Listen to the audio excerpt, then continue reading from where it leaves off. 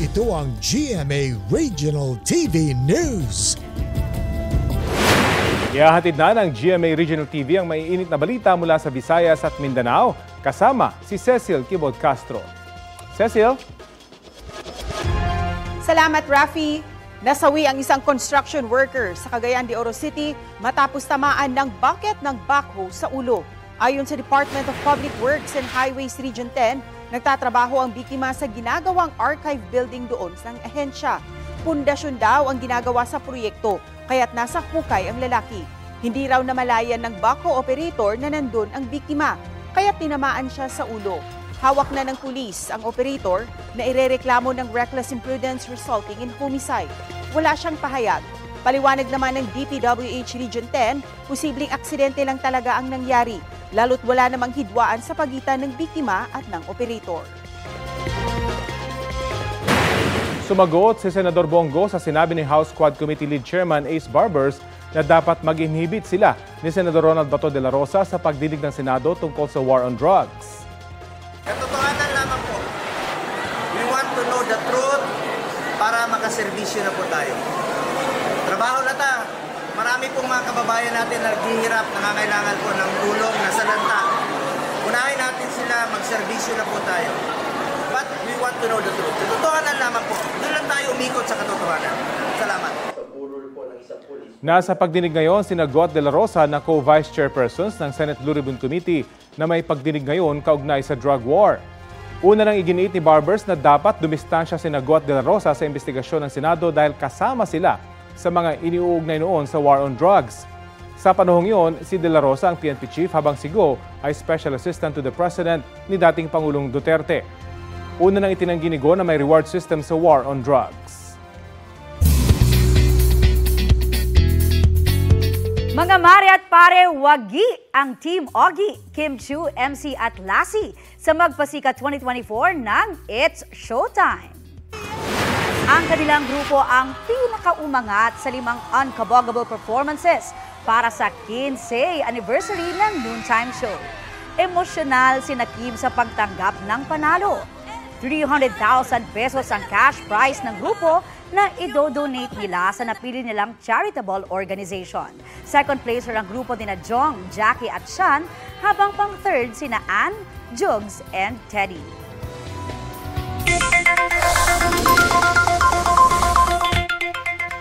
Magandang balita po mga mare, hindi pa tumataas ang presyo ng ilang pang-alay na flower arrangement para sa undas.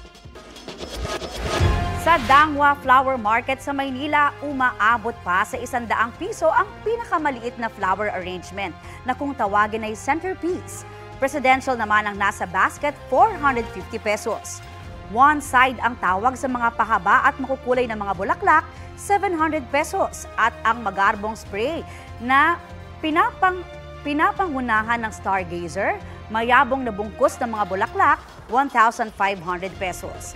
Sa mga may mausoleo, mabenta rin ang mga korona na 3,000 pesos ang halaga at napapalibutan ng mga Malaysian monks. Ayon sa mga nagtitinda, mainam na maaga nang bumili kung nais makatipid. Hindi naman daw kaagad malalanta ang mga yan. Pinalawig ng Manila North Cemetery ang deadline ng pag-aayos ng mga puntod. Ang ilang kaanak mas pinili magpunta na roon itong weekend. Balita hatid ni Darlene Kai. Naghahabol sina Gerald na tapusin ang pag-ayos ng mausoleo ng kanilang pamilya. Nung ano pa kami nandito, nung 22 pa. Kaso dahil nga paulan-ulan, hindi namin natatapos. Ngayon, pipilitin namin matapos, sakto maganda yung panahon, maaraw na. Sina Cray, inagahan ang dalaw para hindi na sumabay sa dagsa ng mga tao sa undas. Ang hirap kasi pag maraming tao, tapos ang traffic. Pinalawig hanggang Martes, October 29 ang pag-aayos sa mga puntod. Yan din ang huling araw ng libing at cremation bago mag-undas. Hindi po umayon yung panahon, nagkaroon tayo ng bagyo. Siyempre, yung mga kaanak, magkakaroon sila ng na sana magkaroon ng extension kasi hindi po namin nagawa yung paglilinis. Bubuksan sa mga dalawang Manila North Cemetery mula October 30 hanggang November 3, 5 a.m. hanggang 7 p.m. Bawal ang mga sasakyan at vendor sa loob ng sementeryo. Bawal din ang pamimigay ng mga campaign paraphernalia paraphernalia ng mga aspirant para sa eleksyon 2025. Kahit mga tent o tolda na may pangalan ng politiko, bawal. Sabi ng PNP, mahigit 27,000 pulis ang magbabantay sa undas sa buong bansa. Darlene Kai, nagbabalita para sa GMA Integrated News. Ito na ang mabibilis na balita. Patay ang isang lalaki matapos umanong makipagbarilan sa kanyang kapitbahay sa Barangay Mayamot sa Antipolo, Rizal. Ang ugat umano ng krimen, alitan sa kontador ng tubig. Ayon sa pulisya, nagtamo ng mga sugat sa kanang dibdib at kaliwang tuhod ang biktima na kanyang ikinasawi. Na-recover sa crime scene ang ilang basyo ng bala at mga ginamit na baril. Naaresto kalaunan ng tumakas na suspect. Depensa niya, unang namaril ang biktima at dinipensahan lang daw niya ang kanyang sarili. Maharap siya sa reklamong homicide. Dead on the spot ang isang babaeng senior citizen matapos magulungan ng trailer truck sa bahagi ng Rahabago Street sa Tondo, Maynila. Sa kuha ng CCTV, makikita napa-full stop ang truck at hindi nahagip ang aktwal na insidente. Ayon sa barangay, tila may iniisip ang 60 anyos na biktima habang tumatawid kaya hindi napansin ang paparating na truck. Halos 2 oras bago tuluyang naialis ang bangkay ng biktima mula sa gulong. Hawak na ngayon ng pulisya ang driver ng truck na nahaharap sa karampatang reklamo. Sinusubukan pa namin siyang makunan ng pahayag at ang pamilya ng biktima. Hili-hilerang ibinuro ng ilang namatay sa Batangas dahil sa hagupit ng bagyong Christine. Sa Talisay, 18 kabaong ang nakalagak sa isang covered court. Pinakabata sa mga nakaburol doon ang sanggol na 2 buwang gulang pa lamang. Nasawi siya kasamang ina at 3 kapatid. Sa gilid ng kalsada naman ibinurol ang 3 magkakaanak sa bayan ng Laurel. Natabunan ng gumuhong lupa ang 3 at pinakabata sa kanila ang 5 buwang gulang na sanggol. 170 bayan at lungsod sa bansang nasa state of calamity dahil sa bagyong Christine. At kaugnay niyan, kausapin natin si Office of Civil Defense Spokesperson Director Edgar Posadas. Magandang umaga at welcome po sa Balitang Hali. Rafi, magandang umaga. Magandang umaga po sa lahat ng nanonood at nakikinig sa inyo. Opo, sa inyo pong assessment, ano mga probinsya ang pinaka-napuruhan itong bagyong Christine? Ang tinitingnan po namin dito sa pagbabasehan po itong latest na datos natin, region po kasi ito, no? Ito po yung Calabar Zone po at saka dito po sa Region 5, sir.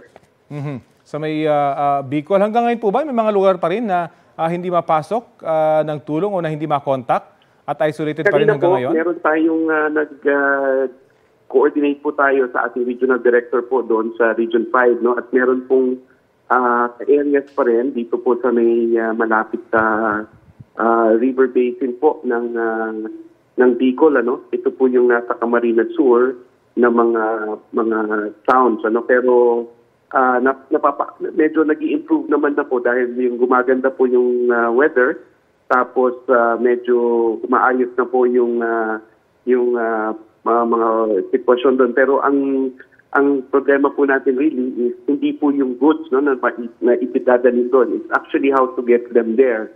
So ang ano natin ngayon, sir, sabi nga po yung humanitarian loop, no, we are doing everything kung pwede po by land kasi yung nakiklear na po natin, pero mga karamihan po ay mga heavy trucks pa lang ang pwedeng pumasok. Meron po kaming coordination at dun sa mga government agencies like yung police, yung lokal na pamahalaan para po ma-prioritize doon sa tinatawag natin na humanitarian corridors or yung pagpasok po ng mga trucks na nagdadala ng pagkain, ng iba't iba pa pong tulong. At ganoon din po, sir, itong ang isa po kasing na-identify na need doon, sir, is yung fuel, no? So we had another meeting just for that, so that the trucks of yung mga malalaking mga oil companies po under this is facilitated by the DOE po ay makaraan ng unhampered dahil para po hindi magkaroon ng shortage doon. At talaga pong maipadala natin yung fuel din doon, sir. 116 na po yung nasawi at 39 naman yung nawawala. Yung sa mga missing po, ano pong nature nito?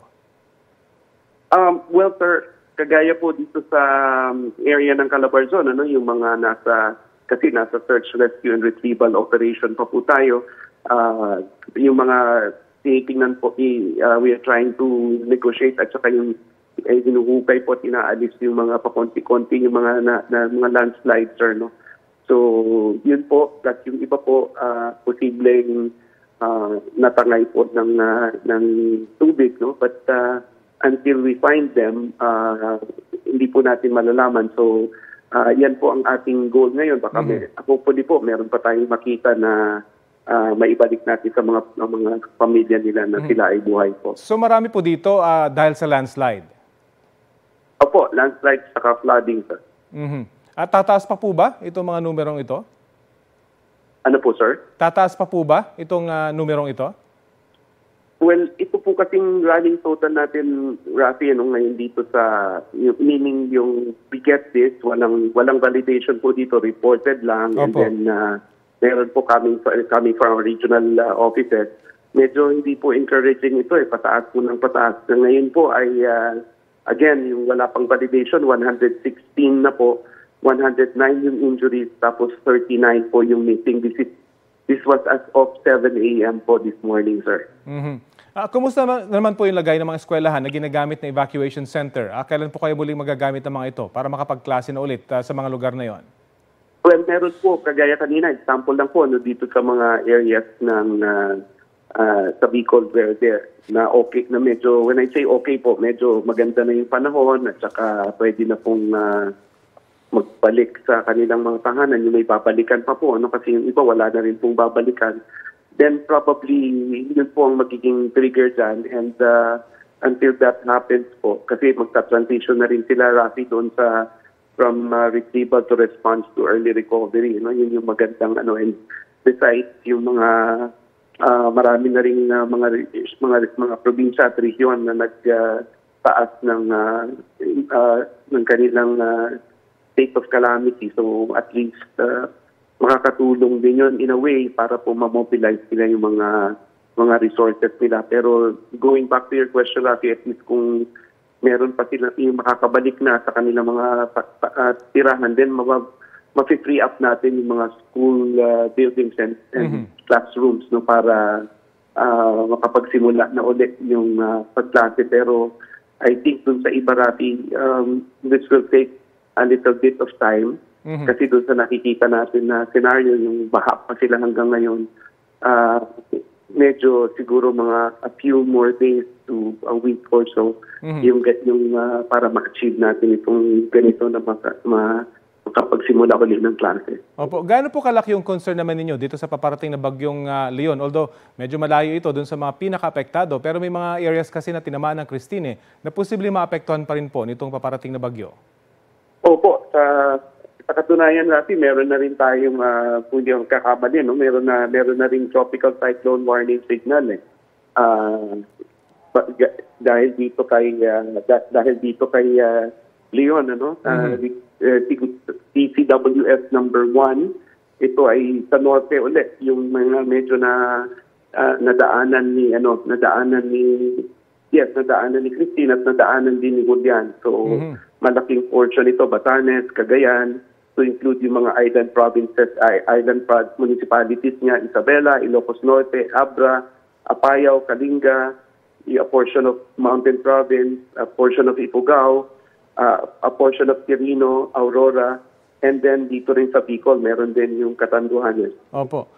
Dahil pa sa tatlong sunod-sunod na mga weather disturbance na ito, kumusta po yung resources ng pamahalaan? Sa awa naman ng Diyos, Rafi, kaya pa. I was checking on our own quick response fund for OCD para matugunan namin yung mga pangangailangan ng ating mga regional offices na nagkailangan na nilang ma-replenish. But as of now, meron pa naman silang enough na resources. In fact, Rafi, nagagamit nila yon para ipadala yung kanilang mga available resources, lalo na yung mga regional offices namin na hindi masyadong natamaan. Pinapahiram muna nila, pinapadala muna nila yung kanilang mga resources. Anyway, continuous naman ang ating prepositioning, augmentation, yung procurement nito, this is already allowed by law, yung prepositioning natin of goods. Mapapalitan din yun. Meantime, ipadala muna as augmentation dun sa region na nangangailangan, particularly dito sa Region 5, Rafi.